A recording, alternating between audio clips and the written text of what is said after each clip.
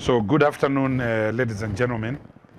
It is with heavy heart that we sit this afternoon to formally launch the CDF and our constitution.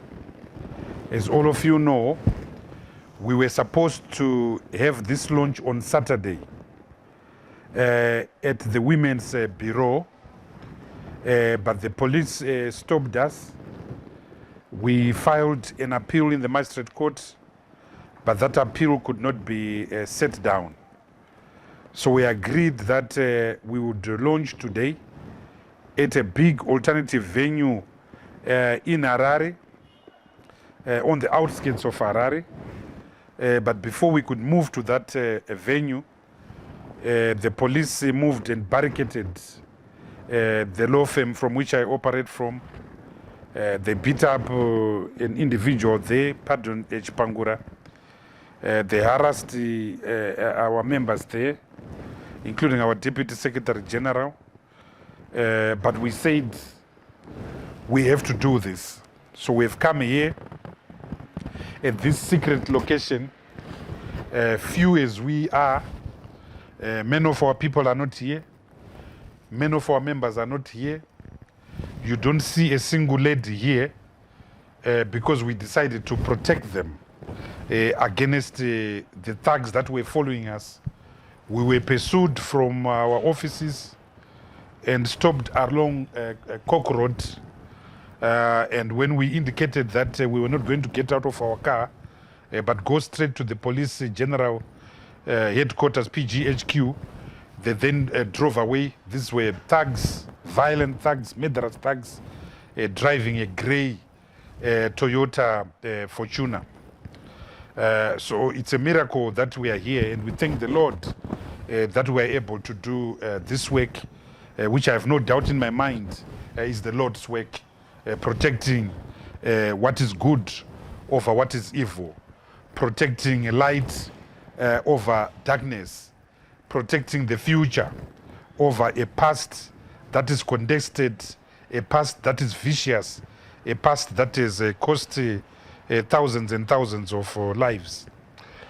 Present here are important people, representative of freedom fighters, war veterans, long-standing activists in our struggle. Vamangwira came join this struggle before he had hair on his head. Now Amurume Mkuru, Baba Chitando, and everyone else. But there are thousands that are here and thousands that are in the diaspora. The constitution that we are here to launch is a democratic constitution that makes it clear that the CDF is not a political party. This document in Article 4 makes it clear that we are not a political party. We are a civic society. It makes it clear that we are bound by certain values, values of equality, values of respect, values of accountability. We are not going to create a superhuman. We are not going to pursue agendas of personality and big men syndromes. This constitution celebrates that we are all equal and we are all accountable to each other. This constitution celebrates the values that bound us. This constitution celebrates a vision that we have for our country. And that vision is a peaceful, just, democratic, transparent, devolved, green Zimbabwe. That is the mission, that is the vision we have. This constitution celebrates a vision and a mission. This constitution celebrates objects. What are the objectives of the CDF? The objectives are that we will defend the 2013 constitution as it stood in its original form. The objectives are that we will advance the principles of constitutionalism and the rule of law that are in that constitution. That this constitution celebrates the fact that we will move to advance further rights that are in that constitution. This constitution also says the CDF will work with other like-minded bodies and organizations to form a grand coalition against constitutional manipulation and constitutional vandalization. This constitution pushes vehemently for a right of the diaspora to vote in Zimbabwe as protected by Section 67 of the Constitution. This Constitution of the CDF pushes and celebrates the idea of devolution and decentralization in our country. This Constitution celebrates and pushes the idea of gender equality, women's presence in our midst.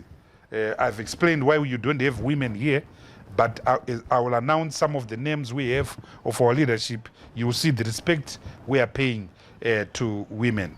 This Constitution of the CDF celebrates the right of our youth, who are 65% of our people. So we've got two different youth departments in terms of this constitution. We have the students movement, whose coordinator is going to be Nation Kotlo, that will push our presence, the presence of constitutionalism in universities and tertiary institutions. Then we have got a youth department that the leaders were supposed to be here, and then we have a gender a youth wing that will also be led by a young woman that will advance the cause of constitutionalism in our country. We firmly believe that if Zimbabwe is to be protected, it will be protected by its young people, but it will not be protected by young people who are drunk on drugs. It will be protected by young people who are drunk on constitutionalism and the values of freedom that are celebrated in Chapter 4 of the Zimbabwean Constitution, also in this Constitution of the CDF. The structures of the CDF as defined in this Constitution include a national conference that will be held every 5 years. That is the highest policy-making body of our organization. In between the national conference will be a general council. The general council is the highest policy-making body in between the conferences. And then there will be a management committee. The management committee will consist of the convener and two deputy conveners. We have one of the deputy conveners here, Ubaba David Chimini, and Baba Love Mo Dodana Moyo is not here. Our national chairperson, Abednego Bebe, is here. Our secretary general is Nikiwe Ngube Shabalala. She's not here. Our deputy secretary is also a lady that is not here. And then we've got various desks, including the Freedom Fighters desk, which we are very proud of. The youth desk, the gender desk, the welfare desk, the legal desk chaired by Advocate Kadzere, who is here, the information desk, and our information people are already working, and you will see them when they start making written statements. We also have a devolution desk. We also have an organizing department. Some of the people are here, and so we'll publish the full names on our web list, on our website. We also have a diaspora working committee. We regard the fact that 4 million, the fact that Zimbabweans, 4 million of us are in the diaspora is a very key issue, and we can't leave them. They are shareholders and stakeholders in this struggle. So we are going to have an international central diaspora committee that is going to be chaired by Freeman Chari. It will have other members, Obeis Tole as the Secretary General, Makomborera Rizuishe as the spokesperson, and other members include Henry Jaji and Mr. Chofamba. They will announce their full team, and because they've got a right to do that very soon. Then there will be federations. Each country that has a significant number of Zimbabweans is going to have a federation. So there will be a federation in the United Kingdom, there will be a federation in South Africa, there will be a federation in Botswana, in Zambia, in Australia, in the United States of America. Just like internally, we're also going to have a federation in every province. We're also going to have a chapter in every district, and under those chapters are going to be wards, and under those wards are going to be branches. We will be announcing on our website the different policy holders in these positions. If we had been given the opportunity to launch fully, we're going to parade these leaders and these defenders. So I'm very excited about this constitution. But I want to restate again, why are we forming the CDF? We're forming the CDF because as a country we face the greatest existential threat that our country has ever faced since Gukurahundi. The biggest existential threat that our country has faced since the War of Liberation itself. A threat that threatens to tear our country apart. A threat that threatens to see the complete delegitimization of Zimbabwe as a nation state. Our people are angry out there. Our people are exhausted out there. Our people are frustrated out there. They don't understand why, if they've been voting in 13 elections since 1980, voting for a president, and voting for a president after every 5 years, they are being suddenly told that you are not going to have an election in 5 years, but in 7 years, and that you are no longer going to vote for a president. Parliament is going to choose a president for you. They don't accept that because they went to war. The freedom fighters on my left went to war to assert that right. They don't accept that. Zimbabweans are rejecting this in churches, in beer halls, in schools, in communities, in commuter omnibuses. Zimbabweans are rejecting that. They want their president. They want to choose their president. They want their election, and they want their election in 5 years. Havasi kunzwisisa chikonzero chekuti after makore anopfuura 45 vachingosarudza mutungamiri wenyika, vaakumuka mangwana vachinzi havachasarudza mutungamiri wenyika. Mutungamiri wenyika akusarudzwa nevanhu 300 vari muparliament, vanhu vanotengeka. Makore uno kwaane zvigananda zviri kufamba nemabhegi emari zvichanotenga maparliamentarians kuti achuze. So havasi kuandastenda kuti why election yakunzi after 7 years. 7 years dzakareba, hama dzangu. Mana anozvarwa anozoenda kuchikoro after 7 years. So vazhinji vanenge vafa tikamirira the next 7 years. So vazhinji vari kuramba izvozvo. They are also refusing the extension of the term of office of the president by a further 2 years. They are also refusing a term of office of parliament by a further 2 years. They are saying, but you parliamentarians, we never gave you that mandate.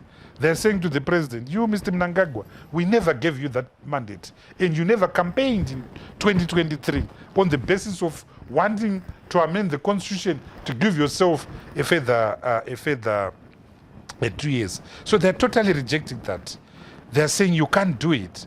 But they're saying, hang on, Mr. President, the constitution itself says in section 328, if you have to do it, you need a referendum to remove the term limits that are in section 92, section 143, and section 158. You need a referendum just to remove the term limits. But even if you do remove the term limits, that removal will not benefit you as an incumbent. You need another referendum in terms of section 328, subsection 7. The referendum to make the removal of the term limit benefit you. Now, if you think you want the election of August 2023, and if you think you have got people in parliament, what are you afraid of a referendum? Chauri kutyira referendum chi? Handiti kaona kuti une vanhu vamwe vacho vakatova motikari dziri kungotenderera mumaruva umo, handei kureferendum. Tonoona kuti mai Ezra vikudotito vanoti chi, mai Dube vekuchenda mbuya vanoti chi, mai Peter Banda vekungai vanoti chi. Let's go to a referendum. Power belongs to the people. We the people made this constitution in 2013, and we the people will defend this constitution, and we the people demand a referendum. Namhla Katesi. That is what our people are. So I want to end by saying that we are not going to run away from this fight. We are not going to run away from this fight. It is a fight that we are prepared to die with our own lives. This fight. If we cannot allow Mr. Mnangagwa and his friends to insert, as they are seek to do, in clause 4.2a of their draft constitutional bill, that notwithstanding the provision of section 328, Mr. Mnangagwa will be the president in 2030 without a referendum. If we cannot allow this country to be bastardized and delegitimized by the little world called notwithstanding. In 2030, they will say, notwithstanding the provision of the constitution, there is no election in 2060. So this is a big coup against the constitution of Zimbabwe. This is a big coup against the people of Zimbabwe, and we will not allow that. So they can beat us, they can shut down our offices, they can kill us, we won't die. We'll defend this constitution. So, ladies and gentlemen, allow me to stand with all of you with our constitutions and formally declare the Constitutional Defenders Forum formally launched today, the 4th of March 2026. I thank you very much. Zikomo Kwambiri.